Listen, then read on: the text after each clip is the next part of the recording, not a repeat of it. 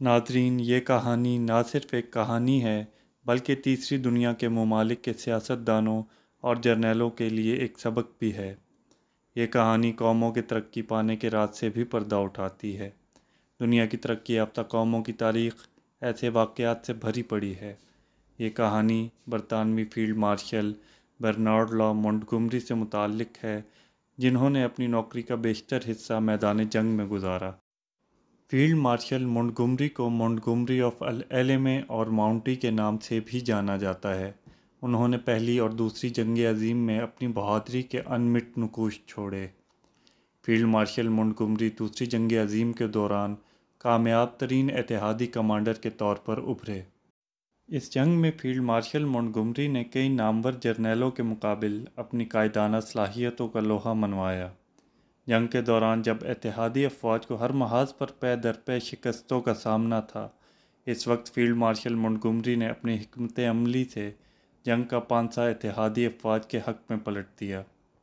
مصر میں العلمے کی جنگ کے دوران مونٹگومری نے اپنی اعلیٰ عسکری صلاحیتوں کے باعث بے پناہ شہرت سمیٹی۔ اتحادی افواج کی کمان کرتے ہوئے مونٹگومری نے جرمن فیلڈ مارشل ایروین رومیل، جو ڈیزرٹ فاکس کی عرفیت رکھتے تھے، کی زیر کمان نازی افواج کو پسپائی پر مجبور کر دیا۔ یہ اتحادی افواج کی جنگ کے دوران اہم ترین کامیابی تھی۔ العلمے کی فتح کے بعد مونٹگومری کو مونٹگومری آف العلمے کے نام سے جانا جانے لگا۔ مونٹگومری جاپانی افواج کے لیے بھی ڈراؤنا خواب ثابت ہوئے اور ان کے لیے بھی خاصی مشکلات پیدا کیں۔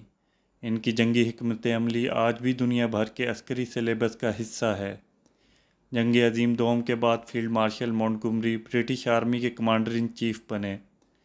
بعد ازاں وہ نیٹو کے ڈپٹی سپریم کمانڈر منتخب ہوئے اور اسی عہدے سے 1958 میں ریٹائر ہوئے۔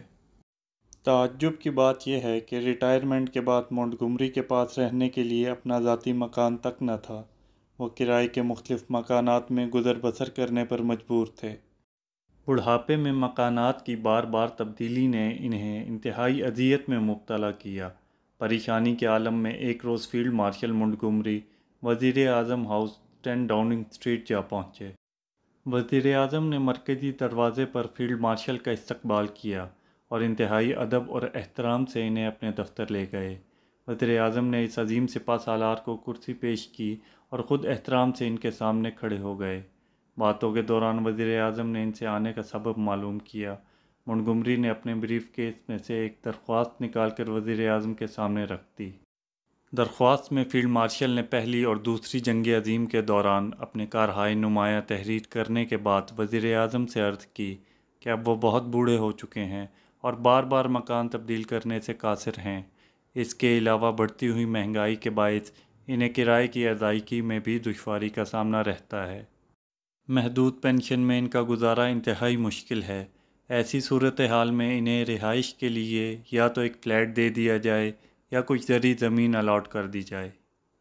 وزیر اعظم نے درخواست پڑھنے کے بعد نہایت احترام سے فیلڈ مارشل مونٹگومری سے مخاطب ہوتے ہوئے بولے، سر، بلا شبہ حکومت برطانیہ کے لیے آپ کی خدمات ناقابل فراموش ہیں۔ اس میں بھی کوئی شک نہیں کہ آپ عسکری حوالے سے دنیا میں ایک نمایاں مقام رکھتے ہیں، لیکن جناب، آپ ساری زندگی اپنی خدمات کے عوض حکومت برطانیہ سے معاوضہ لیتے رہے ہیں۔ حکومت نے کبھی آپ کی تنخواہ لیٹ نہیں کی۔ اگر اس بات کو فراموش کر بھی دیا جائے تب بھی وزیر اعظم کے پاس ایسا کوئی اختیار نہیں جس کے تحت وہ سپریم کمانڈر کو فلیٹ الاٹ کر سکے۔ وزیر اعظم نے "آئی ایم سو سوری" کے الفاظ کے ساتھ وہ درخواست فیلڈ مارشل مونٹگومری کو واپس کر دی۔ مونٹگومری ماتھے پر کوئی شکن لائے بغیر وزیر اعظم ہاؤس سے واپس آ گئے۔ اس واقعے سے بآسانی اندازہ لگایا جا سکتا ہے کہ جنگ سے تباہ حال یورپی ممالک بشمول جاپان نے کس طرح دوبارہ سے دنیا کے صف اول کے ممالک میں جگہ بنائی۔ دوسری جانب تیسری دنیا کے بیشتر ممالک میں سیاستدان اور جرنیل اپنی خدمات کے عوض عوام کے خون کا آخری قطرہ تک نچوڑنے کو اپنا حق سمجھتے ہیں۔ تیسری دنیا کے ان ممالک کی اشرافیہ کا یہی طرز عمل ان ممالک کو غربت اور ذلت کی اتھاہ گہرائیوں میں دھکیل دیتا ہے اور زوال ان کا مقدر ٹھہرتا ہے۔